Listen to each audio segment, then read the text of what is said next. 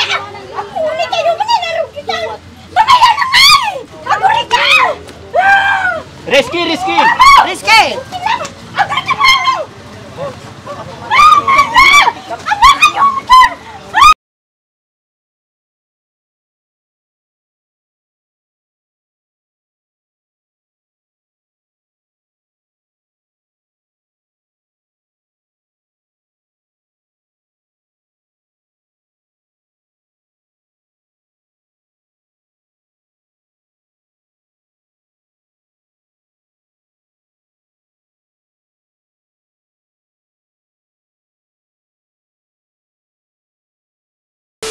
Si kamo gamin di kag babain, di si kami ang miyagbain.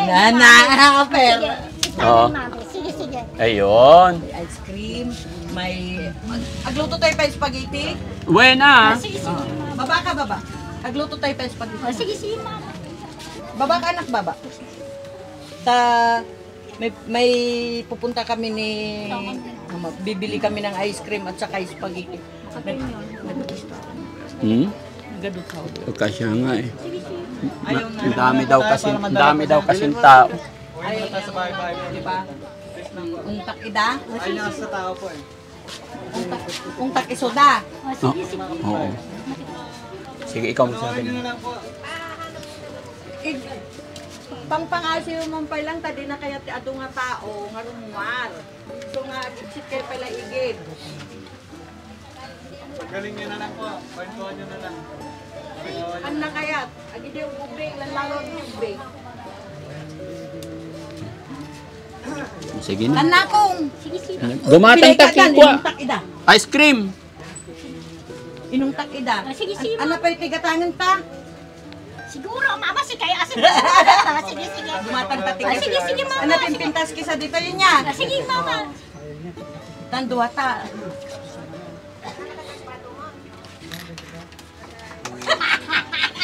Na. Sige, mama.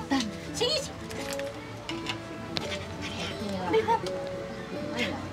Mati ka. Sige, mama. Sige. Tantat. Umika Ah, sige. Mapangit na gamin niya. One, sige, mama. Sige. Hindi ka na. Sige.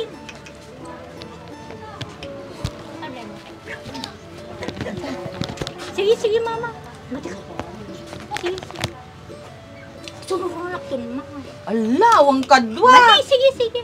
Kasano mo na awang kadwa at gumatang tike. Di ba? Sige, mama. Sumurubok to. Madyak awang kadwa nga Sige, gumatang sige. tike kunak. Sige, ma. Sige. Okay lang dyan. Okay. Pasabunin mo na lang. Hindi ka na awang mo kadwa. Ate mo't di pa ilang mo umay mo. Di ka lang maasi ka ni mame? Madamdama, ma, ah.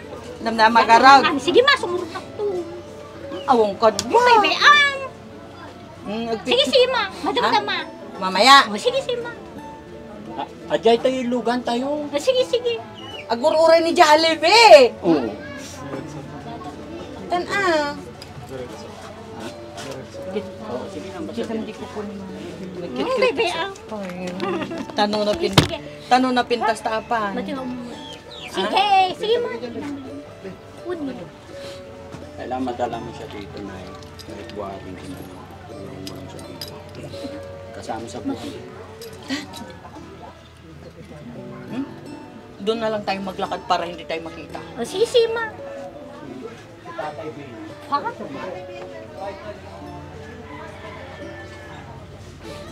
Para hindi tayo nilang makita. Man, apay gamin sa kayo nga sa audita. Sige. Ungtak ida. Sige, ma. Tara na. Sige, ma. Sa marunok to. Hala!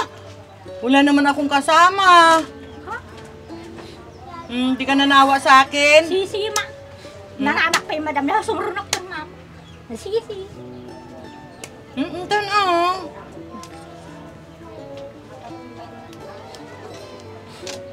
Halika na Sige, ma. Bibili tayo ng ice cream. Manong, anyat ikayat mo di ice cream, Ma, Lisa. madamdam siguro. Ngayon na. Mamaya! Ajay tilugan tayo. Kasi ang mandapin na nga. Hindi. Mamaya nga eh. Ang guguray ti Jollibee na eh. Ay! Naamaw! Ha? Mamaya! Anong Jollibee? Oh, Jollibee ba? Jollibee! Yehey! Yehey! Ice cream. Tsaka ice cream. Yehey! Chinelas na, chinelas. Dali. Kadwana. Kadwana, chinilas. Jollibee. At Ate Jollibee. Yehey! At Ate Jollibee. Ay, Jollibee. Yehey! Yehey! Ako ulit kayo, mananaro kita! Mamaya naman! Reset ka! Dua tanay. Dua tanay.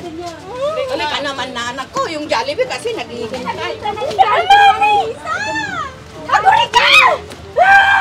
Risky, risky. Rizky! Aguri ka pa!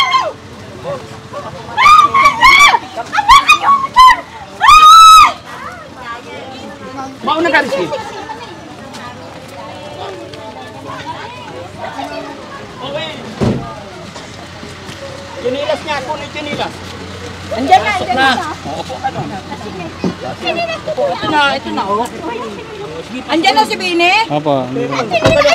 Opo, opo. Halika, antay! O, Angkay, sama ka. O, sige. Upo ka muna, upo ka muna. Upo ka doon. Doon, doon, doon. Andito na ako. Yay!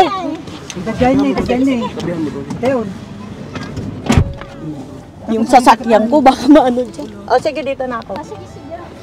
Yung... Sige, Oo. Wow! Ang ganda ng sasakyan namin.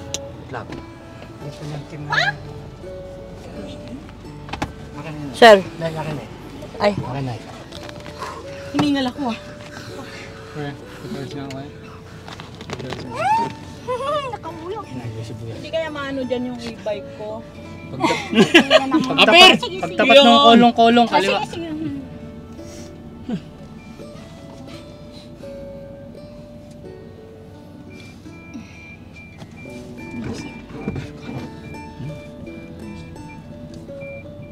Buksan mo yung glass mo para makita mo yung gilid. Silip mo.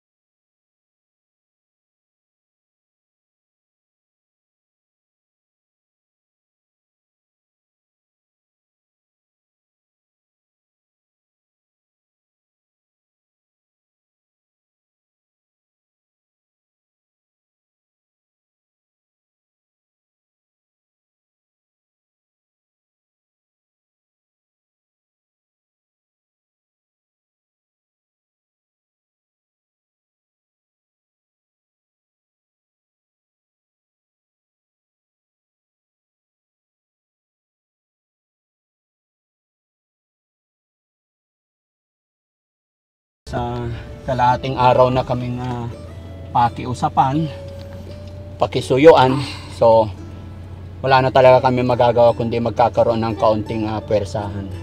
Pero ganyan lang naman, nakita nyo naman, nandito na siya sa loob, tahimik lang.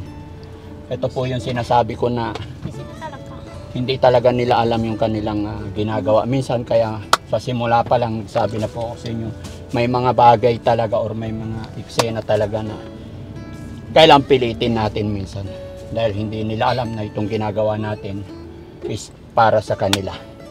Pero tulungan sana tayo at gabayan tayo sana ng Panginoon na sana maging okay ang aming biyahe. So maraming salamat mga kababayan. Abangan nyo pa po yung mga susunod na upload namin para kay Ate Lisa. Ate Lisa, Sige, sige. maganda si Ate Lisa. No, sino katabi mo? Si Bang Bini. Kasi nahilo ako. Asawa mo yan eh. Siguro. Oo. Masaya ka ba, Tatay Benny? Opo, sir. Oo. Pasensya ka na ha. Opo, sir. Sige, sige, sige. Kailangan talaga kasama sa buhay yon. Opo, sir. Okay. At syempre mga kababayan, gaya na aking sinabi sa inyo, talagang ganito yung sitwasyon. Kung mapapansin nyo yung mga nauna rin namin, mas marahas pa sila. Kagaya ni Nancy, talagang hindi maubos-ubos yung mga mura nila, yung mga bad word nila. Kagaya ni Ate Miguela, talagang war sila.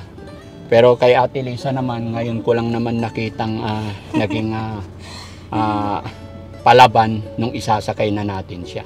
Pero pag nasa iyong custody na, puro sige lang yung sagot niya. Kaya sana lang talaga. Maraming salamat po. Abangan nyo pa yung mga susunod naming upload mga kababayan. At kung sakali na ibigan mo ang aming programa, pakishare lang po mga kababayan. Maglalambing din si Daddy Frankie. Hiningal talaga ang mga kababayan.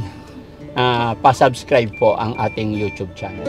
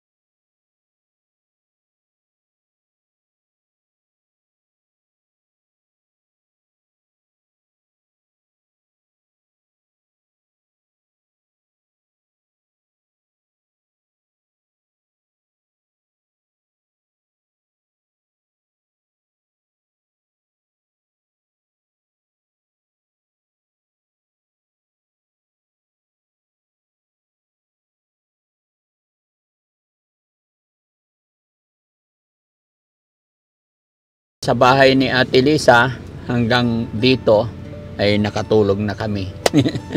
Ate Lisa, okay ka lang? Walang tubig, sir. Ay, walang tubig. O sige, bibili ako ha. Saglit lang. Kasi nandito na tayo sa paggamutan. Malapit na. O, sige. Tay, okay lang? Okay lang, sir. Hindi kayo naantok sa biyahe? Hindi, sir. Lumiliit yung mata mo. Ha? Medyo nakuha lang sa hapon, sir. Katitingin ng mga kan. Katitingin Sa sa... mga daanan. Hindi ka ba nakakabiyahe noon pa, Tay? Hindi pa ngayon lang, sir. Ngayon ka lang nakabiyahe na ganito kahaba. Opo, sir. Mabuti hindi ka mahiluhin. Hindi naman, sir. Oh, very good. Si Ate Lisa, are you ready? Sige, sir. Oh, gagaling ka na ha? O, sige, sir. Mag-pray lang tayo, no? Opo, sir. Para pag magaling ka na, maalagaan mo na yung mga anak mo. Sige, sir. Very good. Parang si Ate Nancy lang din to eh, no? Napakatahimik. O, sige. No? Sabihin mo pag iihi ka ha, huwag kang ihi sa sasakyan ha. O, sige, sir. Kay mga muy kilikili yung sasakyan pag ihi ka dyan. O, sige, sir. Okay. Ha? Napakabait mga kababayan, mga kabarangay. Gaya ng aking sinabi, ilang oras ang biyahe namin, thanks to God.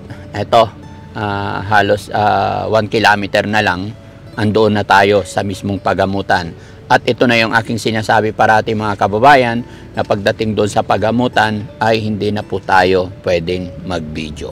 Para walang problema at hindi rin tayo, hindi rin natin ma-break yung kanilang mga rules para sa safety rin ng pasyente, safety rin ng lahat, no? So mga kababayan, samahan nyo kami, ipag-pray natin na itong mission natin kay Ate Lisa ay mabilis siyang makarecover, mabilis siyang gumaling. At abangan natin mga kababayan, sama-sama po natin na abangan yung paglabas ni Ate Lisa, no? Papasok pa lang pero syempre excited po ako na sa paglabas niya na sana gumaling po siya. Maraming salamat mga kababayan. Hanggang dito na lang po muli.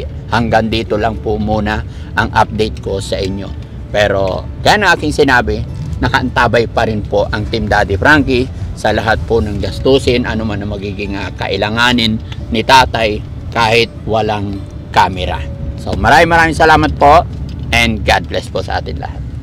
Dito na po tayo kasi mga kababayan, bawal na talaga at hindi kami pwedeng mag-camera, lalong-lalo na pag nakalabas na kami sa sasakyan. Salamat po. Okay, tay? Okay. Salamat po, sir. Ha? Maraming salamat, sir. Nakapunta kami dito, sir. Sige lang. Pray lang tayo, tay, ha? Oo.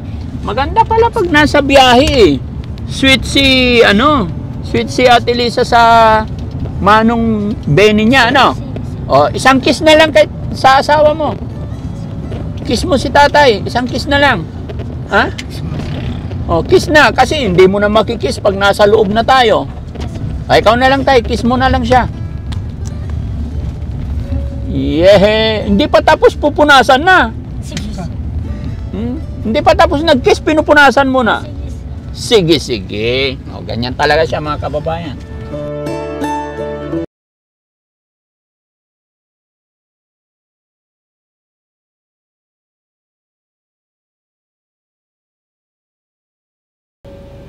Time check po, 6:31 ng hapon.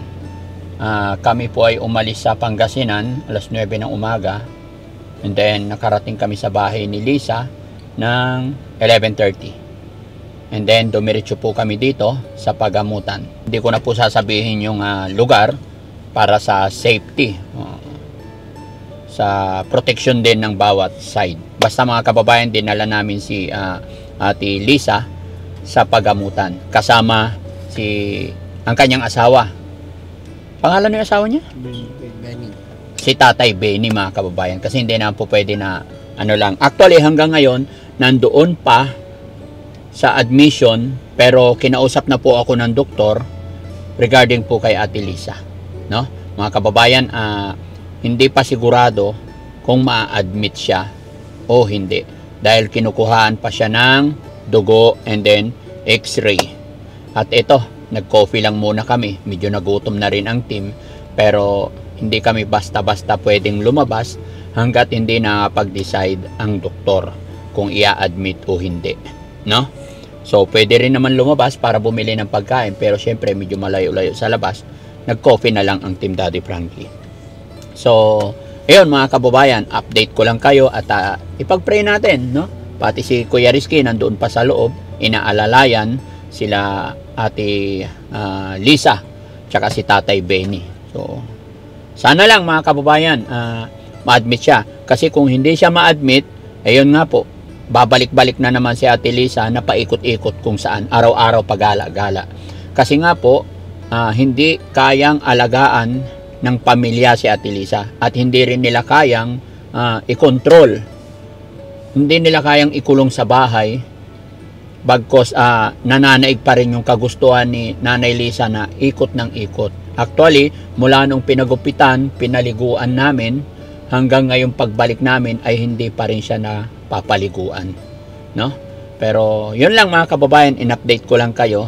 Pero sana matapos na. Sana hindi kami abutin ng hating gabi dito, kasi syempre malayo ito mga kababayan. Ilang oras ang biyahe natin, kuya? 3 hours. 3 hours bago kami nakarating dito mula doon sa 3 hours mula doon sa bahay ni Ate Lisa, mula dito sa pagamutan. At medyo mabilis yung takbo namin kasi hinahabol namin yung oras. Sana hindi kami abutin ng gabi dito, ano mga kababayan. So ito yung sinabi ng doktor na sakit niya, yung hindi na po balance yung oxygen, ano ba yun Sam? Ay Rab? Hormones. Yung hormones ng utak niya hindi na po balance. Kaya yun, mahirap i-explain mga kababayan, lalo na't hindi tayo dalubhasa sa mga ganyan. Basta gagawin lang ng Team Daddy Frankie kung ano po yung pinaka best natin para kay Ate Lisa, lalong-lalo na't para sa kanyang anak at para sa kanyang asawa rin, na makikita mo kay Tatay Benny na kung paano siya makiusap sa amin. Makikita mo talaga yung porsigido niya, yung pananalangin niya na sana mapagaling or sana gumaling na yung kanyang asawa. So yan mga kababayan, yan lang muna yung update ko sa inyo ngayon at thank you po. Hintayin na lang natin sila. Si Kuya Rizky.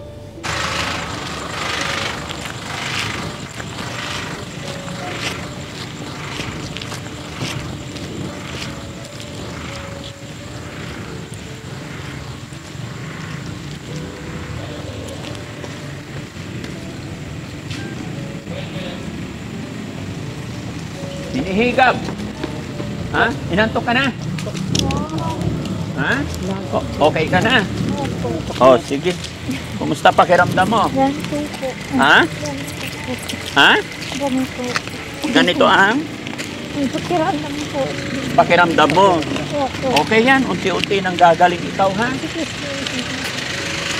Oh, sige.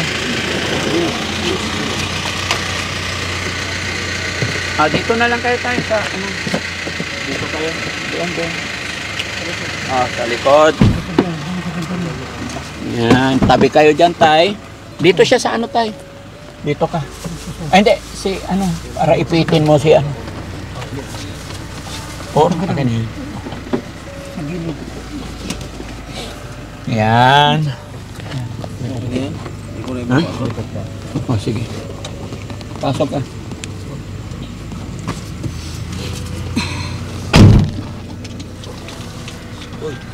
Dito lang muna ako saglit. Ito yung bag mo, tay. Ate Lisa, inom ka muna tubig. Nauhaw ka ba? Opo. Napagod ka ba? Opo. Oh, very good. Bakit? Nung nandito tayo, maganda na yung sagot ni Ate Lisa. Ha? Nakainom ka na ng gamot doon. Opo. Okay. So, tay, ganito ang mangyayari, tay. Opo, sir. Opo, sir. Diretso muna tayo sa bahay ko. Tapos bukas na umaga, sa ako kayo ihatid sa ano? Sige, sir. Sa bahay nyo. Kasi kawawa din yung mga driver, puyat pagod na. Okay lang, tay? Oo, sige, okay lang, sir. Pero tay, ano ang bago ang lahat? Ano ang bilin sa'yo ng doktor? Ano ang sinabi nila sa'yo about sa asawa mo? Pakainin daw ng gamot, sir. Pakainin daw ng gamot sa tamang oras. Opo, sir. Kasi pag hindi na painom ng gamot sa tamang oras, hindi siya gagaling. Nakausap ko rin kasi ang doktor, tayo pumunta rito kanina. In-explain sa akin kung ano yung sakit niya. Opo, sir. So, ang tanong ko sa iyo, tay, makakaasa ba ako? Makakaasa ba kami na mapapainom ninyo siya sa tamang oras? Kasi sabi ng nanay niya, pag ginusto niyang umalis, aalis. Oo, sir. Babalik kung anong oras niya gusto. Tapos may trabaho ka, Opo, sir. medyo mahina na sila, medyo mahina ka na. Ang tanong ko, huwag mo sanang mamasamayin, paano yung pag-inom niya ng gamot kung hindi kayang alagaan si Ate Lisa? Kasi sayang yung effort natin, sayang yung pagod natin, sayang yung gastos natin kung hindi natin maipapainom yung gamot ni Ate Lisa, kung hindi natin mapapakain si Ate Lisa ng pagkain sa tamang oras. Opo, sir. Paano kaya yun, tay? Ayan ang problema ko, sir. Dahil ako nakikupa naman ako pangbuhay namin yung mga anak ko. Nakikiupa ka lang.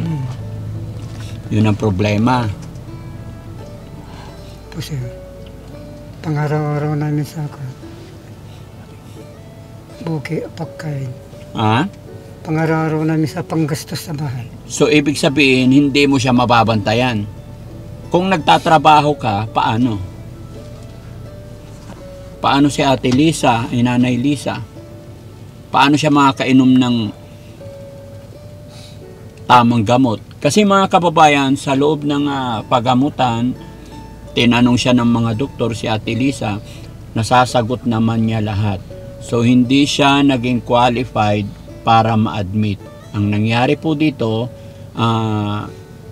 outpatient po. Ibabalik na naman namin siya next month, after 1 month.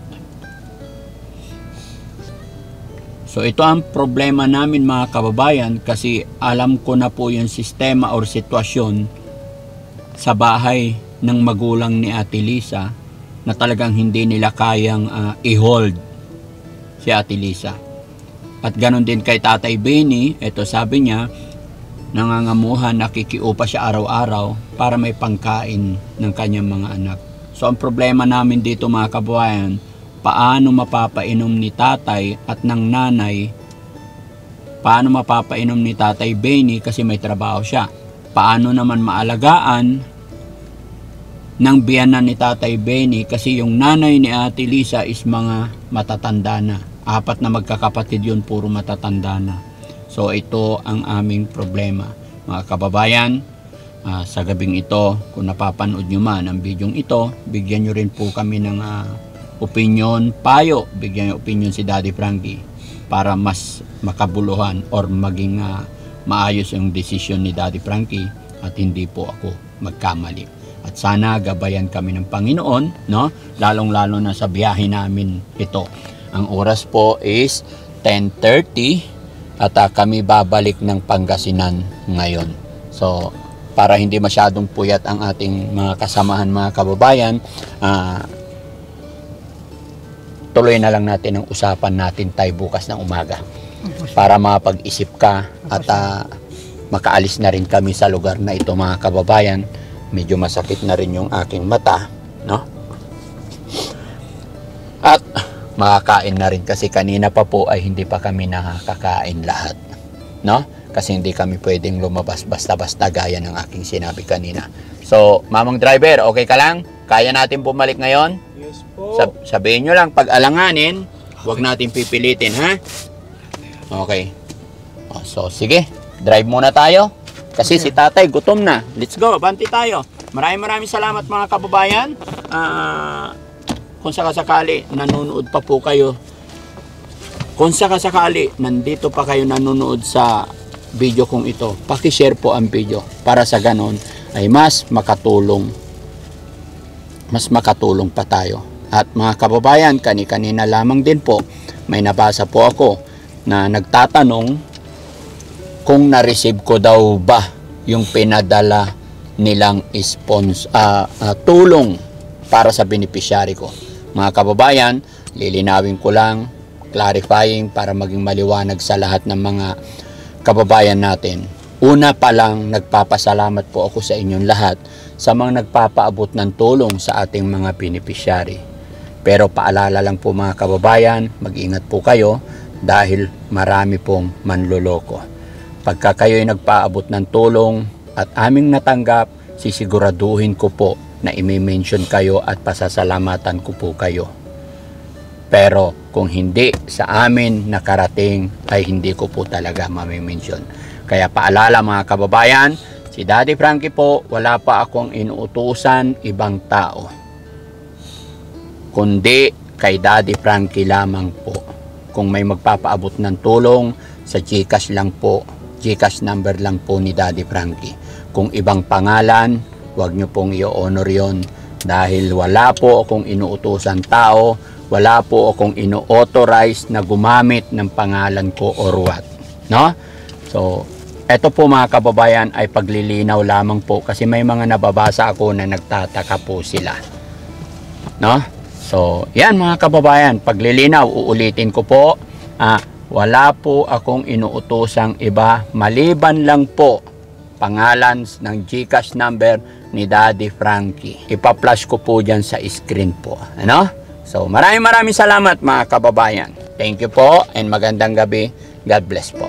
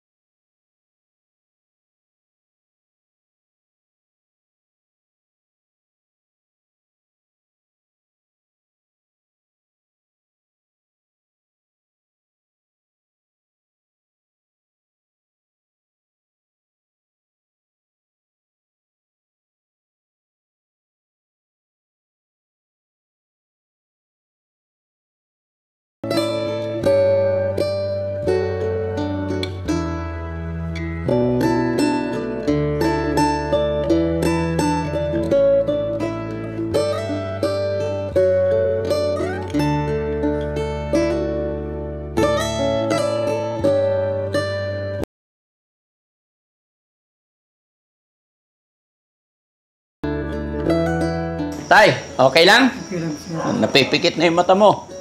Sir. Antok na. Ate Lisa, okay ka lang? Oh. Diba? Ito yung bahay ko. Oh, sa likod may shelter ako dyan. Ha? Pero, ha? Daw, sir. Pero, Pwedeng umihi? Oh, sige, sige. Oh, wait lang konti. So, ha? ayan na lang.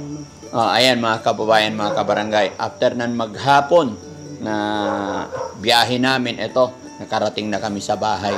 Pansamantala mga kababayan, dito ko lang muna idiniretso. Bukas, uuwi siya sa bahay niya kung ano yung mapagkakasunduan, kung ano yung magiging usapin namin. Kaya dito muna kasi masyadong puyat na ang mga driver, mga kababayan, at pagod na. Mahirap pagpipilitin natin pagka puyat na, no? So, oras natin mga kababayan is 2:30 na po ng umaga, no? So, mga kababayan, maraming salamat at abangan nyo yung mga kaganapan muli bukas ng umaga about kay Ate Lisa at kay Tatay. Maraming salamat mga kababayan. Good morning po sa atin lahat. God